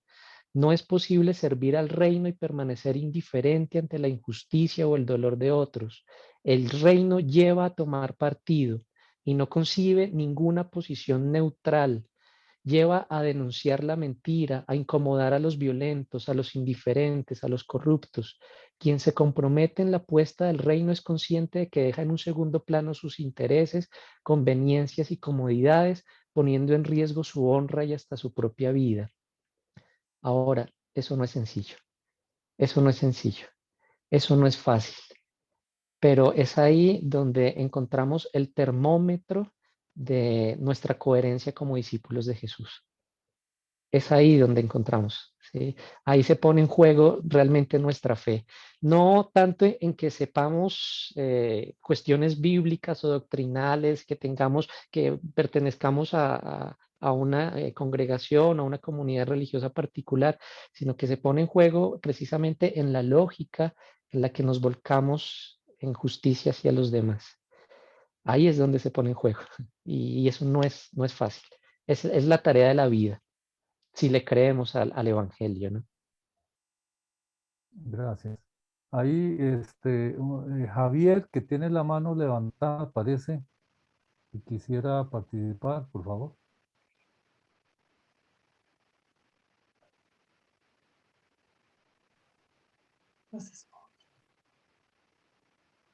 El audio lo tiene Javier. Ahora Sí, se ahora sí. escucha. Sí, sí, adelante. Hola, Javier. Es Carlos, es que ahí dice Javier. Ah, hola, Carlos. Sí, sí. Hola, Hernán, es que no te acordás de mí, yo iba mucho ahí a veces a hacer. Claro que sí, me Bueno, acuerdo, en Carlos. todo caso, son tal vez 4 preguntas rapiditas. Una, que tal vez, ¿por qué Jesús no define con conceptos el reino de Dios? ¿No será por la condición de la cultura semítica? Esa una. Dos, ¿por qué en el documento que usted, profesor, hizo mención al final, a las niñas las pone como expósitas, ahí que las expone, y a los niños no? ¿No será eso una cuestión de carácter patriarcal del momento? Otra tercera pregunta, que no sé si tendrá que ver directamente con el tema, pero bueno, la diferencia, porque siempre me confunde entre hijo del hombre y hijo de Dios. Y una cuarta, y ya última, es que si será que no actuamos como sería el reino de Jesús porque nos da miedo. ¿No será que tenemos miedo? Eso es todo. Carlos, yo te respondería a la primera, a la segunda y la cuarta. Sí, probablemente sí. En el caso de la primera, ¿por qué Jesús no define el reino? Y tú mismo haces la pregunta retórica, ¿no será por la cultura semita? Por supuesto, también. Por supuesto, claro que sí. Recordemos que la tradición semita no se casa, a diferencia de la tradición griega, de la filosofía griega, que se casa con abstracciones, con definiciones, etcétera. En el mundo semita no vamos a encontrar ese tipo de abstracciones, sino unas referencias a la cotidianidad de la vida, a la simbólica de la vida y a lo que se encuentra desde lo más palpable, desde lo más factible, por supuesto. Por supuesto. Y por eso es que Jesús, para hablar del reino de Dios, habla desde la cotidianidad de la vida. ¿Sí? Tienes toda la razón, hace parte de la cultura semita. En el segundo caso, sobre las niñas, al ser expósitas, tú haces la pregunta retórica, ¿será por el carácter patriarcal? Por supuesto. Por supuesto. Recordemos que en la cultura patriarcal el honor es adscrito principalmente al varón, ¿sí? Y la mujer solamente tiene valor y tiene honor por el padre que tenga, por el esposo o por los hijos varones que le da el esposo, ¿sí? Y en muchos casos la bendición, recuerden ustedes que tenemos, la cultura es patrilineal, la genealogía es patrilineal, entonces la generación se transmite por vía del varón. En una comunidad donde hay, en una cultura colectiva donde hay pobreza, que tiene un nivel de subsistencia muy bajo, pues la niña no va a ser considerada como una bendición, como si iba a ser el varón, precisamente porque va a generar mayor precariedad para la familia. Eso es absolutamente terrible, eso es absolutamente terrible. Y uno diría, pero era en el siglo pasado. Creo que todavía puede seguir ocurriendo. Y creo que esta es una perspectiva que tiene que seguir trabajándose incluso desde el cristianismo mismo. La tercera, sobre el Hijo del Hombre o Hijo de Dios. La expresión hijo del hombre aparece por primera vez en tradición bíblica en el contexto del profeta Ezequiel. Tú miras los primeros capítulos del profeta Ezequiel y se repite como un estribillo, hijo del hombre escribe, hijo del hombre escribe. Esa expresión en primer lugar hace referencia a la dimensión humana del que está recibiendo el oráculo de Dios. Es decir, ¿quién es el hijo del hombre ahí? El mismo profeta Ezequiel. ¿Quién es un hijo de hombre? Pues un ser humano. Es decir, hace referencia a un ser humano como cualquier otro. ¿Sí? Así como el hijo de tigre es un tigre y sale pintado, el hijo del hombre es otro ser humano. Cuando surge la tradición apocalíptica, esa expresión hijo del hombre va a adquirir unas connotaciones más de origen celestial o divino en el contexto que leímos del capítulo 7 del libro de Daniel, donde vemos precisamente que está rodeado de divinidad. Posiblemente en ese contexto hace referencia al mismo pueblo, o sea, una personalidad colectiva haciendo referencia al pueblo como tal. Y lo vamos a encontrar en muchos textos de tradición apocalíptica apócrifa, ¿sí? Como en los libros de Enoch, etc. En el contexto de Jesús, parece ser que Jesús, según los relatos que hablan sobre él, en el contexto de los sinópticos e incluso también en la tradición del cuarto evangelio, Jesús cuando habla de sí mismo, habla en tercera persona, el Hijo del Hombre ha venido, ¿sí? Posiblemente retomando esta imagen de Daniel para mostrar la llegada definitiva de ese reino que Daniel ya había anunciado, de ese reino que tiene un origen divino y que es eterno y que se impone sobre cualquier reino terrestre, en el caso particular del tiempo de Jesús, en el Imperio Romano. ¿Sí? Esa es la lectura que se va a hacer ya desde las comunidades discipulares posteriores a la muerte de Jesús. Surge la pregunta en las investigaciones sobre el Jesús histórico, no se ha respondido de una manera radical todavía, si el Jesús histórico tomó para sí esa designación o fueron los autores de los evangelios quienes pusieron en su boca ese término. Es algo que todavía se está discutiendo entre los investigadores. Desde ahí, la expresión hijo del hombre, por el carácter mesiánico que tiene, va a ser tomada también como una expresión correlativa a ser hijo de Dios, por el carácter mesiánico que tiene. ¿Sí? Recordemos que en la tradición del Antiguo Testamento, los mesías, que son llamados hijos de Dios, son los descendientes de David y David mismo. ¿Sí? En el caso del Nuevo Testamento cambia esa perspectiva para mostrar una filiación divina por parte de Jesús, que es la lectura que hacen las comunidades pospascuales. Y la cuarta pregunta, ¿será que nos da miedo? Mira, en el Evangelio según Marcos, algo que vamos a encontrar, que a mí, de hecho hice mi tesis de doctorado en ese sentido, es que los discípulos de Jesús terminan abandonando a Jesús, terminan incomprendiendo a Jesús. Jesús cada vez que les anuncia, por ejemplo, su muerte y su pasión, los discípulos están pensando en otras cosas. ¿sí? Ellos están pensando quién es el más importante, quién es el primero, quién se va a sentar a su derecha y a su izquierda cuando esté en su gloria. Ellos están pensando en otra cosa. Y algo que encontré precisamente en esa investigación es que aquella realidad que hace que ellos como que se empiecen a convertir en ciegos y en sordos con respecto a Jesús, como que empiecen a desentenderse de Jesús y abandonarlo finalmente, es el miedo. Es el miedo. ¿Sí? Así aparece al final del capítulo 4, ¿sí? Y el miedo como que empieza a paralizar el corazón de los discípulos, porque es una muestra de falta de fe en últimas, ¿sí? Y hace que ellos estén pensando más en su propia lógica, en sus propias conveniencias, en su zona de confort, y se olviden de seguir a Jesús. Y en ese sentido, Marcos puede estar haciendo un llamado de atención tanto a sus lectores reales del momento como a nosotros, ¿sí? El miedo nos puede paralizar y puede hacer que nos quedemos en nuestras seguridades y nos olvidemos del reino de Dios, nos olvidemos del Evangelio. Es un llamado de atención muy fuerte. Y que yo insisto, yo hago el examen de conciencia, no pienso en afuera, yo hago para mí, ¿será que sí soy discípulo o me llené de miedo y me estanqué? Gracias, Carlos, por eso que nos preguntas, muy interesante.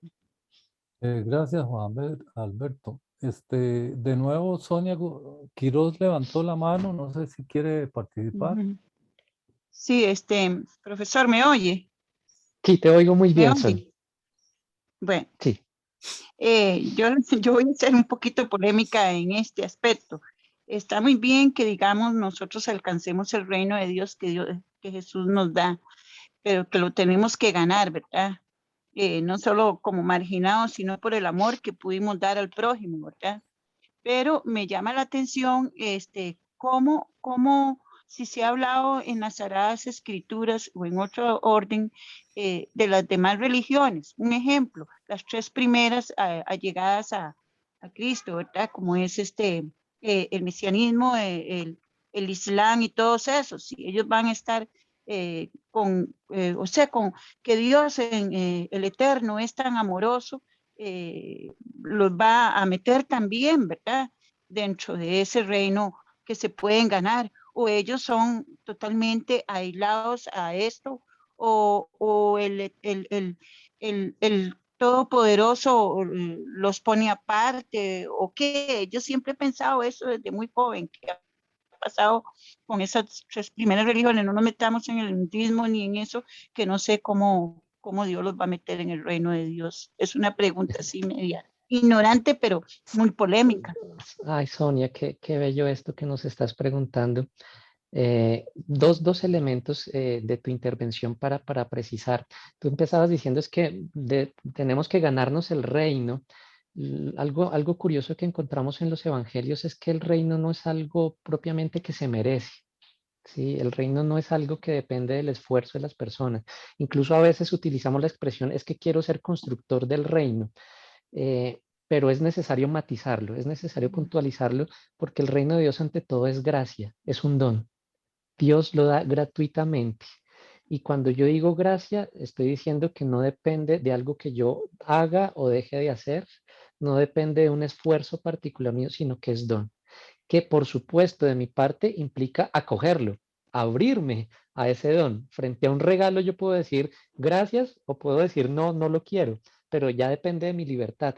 Pero ante todo es un don de Dios. Entonces, la primera invitación es acoger esa realidad del reino.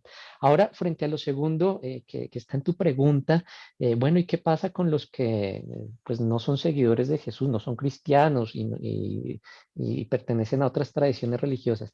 Mira, vuelvo a la tradición del cuarto evangelio, del Evangelio según Juan, donde solamente aparece el reino de Dios en dos ocasiones, las que les comenté en el capítulo 3, pero habría una expresión que podría ser análoga o equiparable al reino de Dios de los sinópticos en Juan, y la encontramos en el capítulo 10, versículo 10.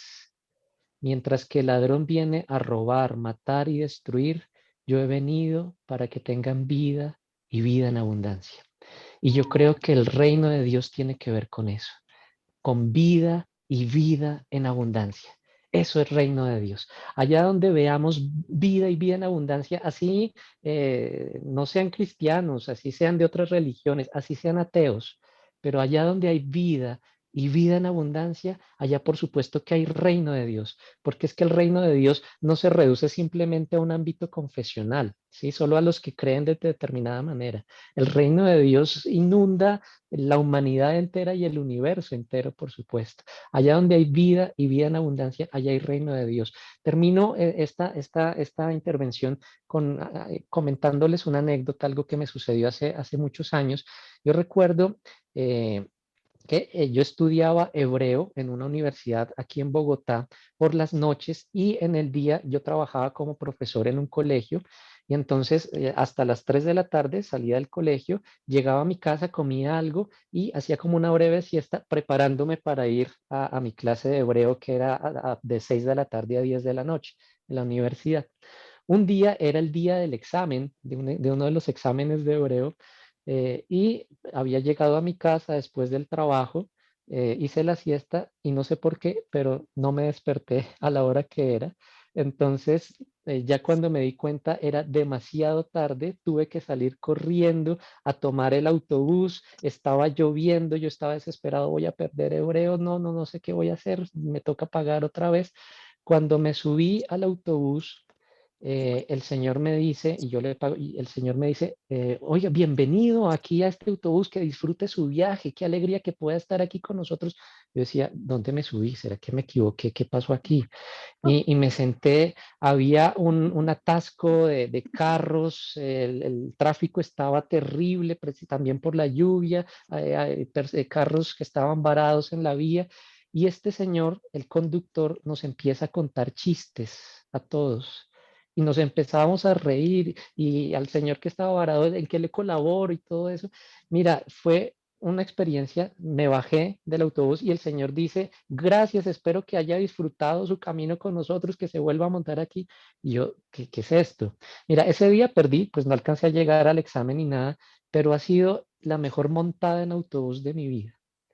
Y lo que capté aquí es que eso era un reino de Dios con ruedas. Porque eso es lo que el Señor estaba haciendo, era vida y vida en abundancia. Él no tenía la obligación de hacer eso. Su única obligación era recibírmelo del pasaje y llevarme a donde tenía que llevarme. No teníamos que hacer nada más. Pero este señor decidió salir, hacer más de lo que le correspondía, salir de su zona de confort y nos estaba dando vida, nos estaba dando vida. No sé si él era creyente o no lo era, pero allá había reino de Dios. Entonces mira que el reino de Dios va más allá de cualquier realidad, incluso confesional. Pensemos si cada uno de nosotros, desde lo que somos, desde lo que hacemos, da más de lo que es, da vida y vida en abundancia, ¿cómo sería la sociedad? Esto sería otra cosa. Este mundo sería otra cosa. Eso sería reino de Dios. Y mira, Sonia, que va más allá de una perspectiva creyente, ¿sí? Es para todos, es una invitación para todos. Nadie se queda por fuera. Gracias, Juan Muy bueno, Alberto. gracias. Tenemos aquí una serie de comentarios también de Norma Méndez, de Giselle Zamora, agradeciendo la excelente presentación. Y un último comentario de quien se denomina Kakir 2. Katia Buenas Quiroz. noches, Katia Quiroz. Kaki Quiroz. Considero que nacer de nuevo, según Nicodemo, es solo el principio. Los creyentes estamos en un proceso de evolución, unos con mayor madurez que otros. No podemos generalizar de una cobardía generalizada en el cristianismo. También los hay muy valientes. Ese es el comentario de Kakiros. Sí, de acuerdo. Perdón. No, incluso el nacer de nuevo está muy relacionado con lo que encontramos. El nacer de nuevo, la expresión aparece en el capítulo 3 de Juan, pero está relacionado con lo que ya encontramos en el capítulo 1, cuando los dos primeros discípulos que eran de Juan el Bautista y después siguen a Jesús, le preguntan a Jesús, ¿dónde permaneces? Y la respuesta de Jesús, mira que en realidad no es dónde vives, es dónde permaneces. En el griego es epumene, ¿y dónde permaneces? La respuesta de Jesús es vengan y vean. Y dice el texto, fueron, vieron dónde permanecía y permanecieron con él aquel día. ¿Dónde permanece Jesús? Insisto, no es una casa, no es un domicilio. Para quien ha leído el prólogo, en el versículo final del prólogo, en el versículo 18, dice, a Dios nadie le ha visto jamás. El Hijo único que está en el seno del Padre, Él lo ha contado. ¿Dónde permanece Jesús y a dónde se llevó a sus discípulos? Al seno del Padre. ¿Y qué es el seno del Padre? En el texto en griego aparece la expresión kolpo tu patru. El kolpon, incluso hoy en día, para quienes estudian ginecología, una de las ramas de la ginecología es la colpología, hace referencia a la matriz. Es decir, ¿dónde permanece Jesús y a dónde llevó a los discípulos? A la matriz del Padre, a la matriz del Padre. Desde esa perspectiva del cuarto evangelio, yo no puedo ser discípulo de Jesús si no permanezco con Jesús donde Jesús permanece en la matriz del Padre, y es desde allá donde yo soy gestado y puedo nacer de nuevo, y puedo nacer de nuevo, ser engendrado como hijo de Dios. ¿Sí? Nacer de nuevo viene en esa línea. Por eso la pregunta de Nicodemo, ¿cómo es que puede uno volver al vientre de su madre? No, al vientre de su madre no, al vientre del Padre, para ser engendrado de nuevo. Y ser engendrado de nuevo es una nueva, en términos paulinos, es ser un nuevo Adán, es vivir Jesús mente, vivir Jesús mente. Es otra cosa y es otra realidad que tú muy bien mencionas, Kakir, ¿sí? ¿Quién decía la pregunta? ¿Catherine? No, Katia Quiroz. Hola. Hola, Katy. Sí, es lo que tú decías. Mira, el encontrarnos con personas creyentes y hasta no creyentes que han hecho una opción con coraje y valentía de encarnar el reino de Dios. No podemos generalizar para nada, por supuesto. Tienes toda la razón. Y encontramos esas luces que nos muestran también que el reino está presente y que por eso hay que seguir manteniendo la esperanza. Y también, y es una esperanza activa Así y es. comprometida. Gracias por esto que nos compartes. Ujú. Gracias, Juan Alberto. Ya para ir cerrando, yo quisiera abusarme un poquito de su tiempo, lo mismo del tiempo de las personas que nos han acompañado. A mí me quedó una pequeña inquietud de tu presentación, en el sentido de que pareciera que dentro de la concepción del reino de Dios de Jesús hay como un contraste, porque a pesar de que para Jesús el reino de Dios es inminente, ya está aquí, como vos lo presentaste, parece que al mismo tiempo también hay como cierta espera, y este debe crecer como una semilla en la tierra hasta llegar a ser un gran árbol donde anidan las aves. Entonces hay como un contraste. Me gustaría que me lo explicaras un poquito más. Gracias. Sí, en quienes han estudiado esta realidad del reino de Dios, incluso en una línea que la teología llama la escatología, haciendo referencia a la plenitud de la historia, aparece una frase que es la expresión ya, pero todavía no. ¿Sí? El reino de Dios ya está aquí, pero su plenitud todavía, pues estamos en la expectativa y estamos también comprometiéndonos en esa plenitud del reino de Dios. ¿Sí? Y por supuesto, es un don, es una gracia, pero que también depende de la acción y del compromiso de cada uno en acoger esa realidad del reino de Dios, apropiarla y trabajar por ella, por esa realidad del mismo reino, que se va a expresar en eso. ¿Sí? El reino de Dios ya está aquí y está creciendo, y es tarea tuya y tarea mía hacerlo visible en la realidad, llegar a esa plenitud del reino. ¿Sí? Desde la perspectiva de la humanidad como colectividad, y también preguntándonos, ¿yo estoy planificando en mi propia vida el reino de Dios? ¿Sí? Depende de la acción de Dios, por supuesto, y de la acogida de cada uno de nosotros. ¿Sí? Excelente, muchas gracias. Entonces damos por final la presentación de esta agradeciendo montones a Juan Alberto, dándole un gran abrazo por su presencia y su excelente colaboración, y aprovechando para invitarles para mañana que acompañen con la charla que ofrecerá el padre Manuel Villalobos, misionero claro, a las 2 de la tarde sobre el Evangelio de Marcos. Así que muchas gracias a Juan Alberto, muchas gracias a todos ustedes. Hemos tenido presencia más de 77 personas que nos han acompañado. Así que muchas gracias. Les invitamos de nuevo a todas las charlas que estaremos ofreciendo durante el presente. Y de nuevo, Juan Alberto, muchas gracias. Un saludo y un abrazo a la distancia. Quedamos muy Muchas agradecidos gracias. por su participación. Gracias. A Buenas noches. ustedes. Gracias por la invitación. Gracias. Dios les Gracias. bendiga a Buenas todos. noches. Muchas Gracias. gracias. Gracias. Muchas gracias. Buenas noches. Buenas Gracias, noches. buenas noches. Que Dios te Buenas bendiga. noches, bendiciones. Muchas gracias. Hola. Muchas gracias. Felicita. Hola.